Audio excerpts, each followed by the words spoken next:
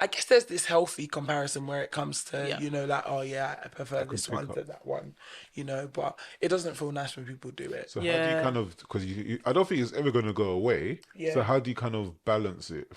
I have to focus on what God says about me. And that sounds cliche, yeah?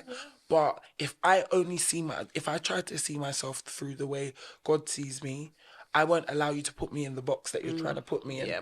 Because you don't even know yourself. How you putting me in the box? You don't know me, you know? So I try to just go back to God and say, wow, I don't like that. There was a situation where someone used to compare me all the time. And I ended up having a feeling towards that person that they used to compare me to, and I had to realize that now it was affecting me internally, and that's now my responsibility. So I'll just go back to God and say, I don't like that, and you know, and I feel like He would always. There's something so amazing about God. In those situations, He would always bring other people to reaffirm what He has already said. Yeah. And that really helped. So I went through a season of that, of just reaffirming who I am, that even if you compared me, it doesn't matter. Yeah, that's man. good. Gotta be secure. What? You do. Yeah. You do, man, because it's a lot. So what are the sort of the ways you kind of use to kind of continue developing yourself as a music minister?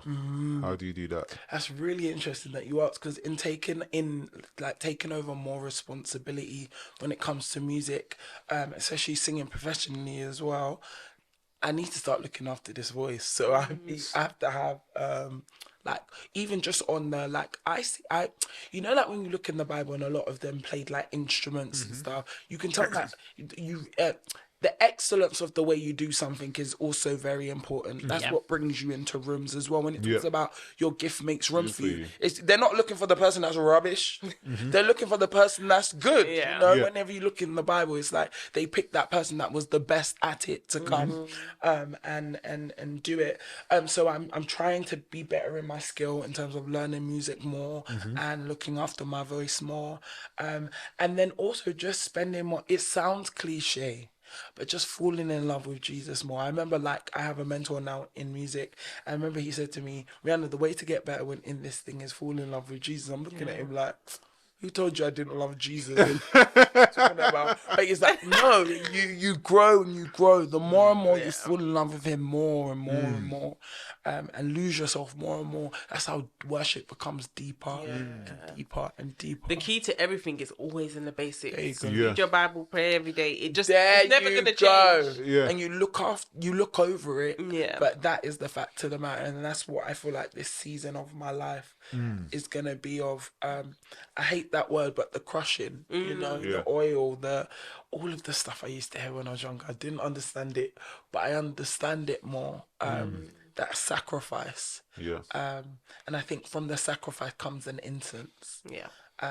My worship changes every time I go through something crazy in my life. I can see how my worship has changed because of my submission to God, whether by force or not. Do you find it's by force a lot then? Disobedient. Even delayed obedience is still disobedience. Yeah. And I can honestly say I have been disobedient, and a lot of that disobedience has caused a lot of things in my life that I didn't actually have to go through or experience.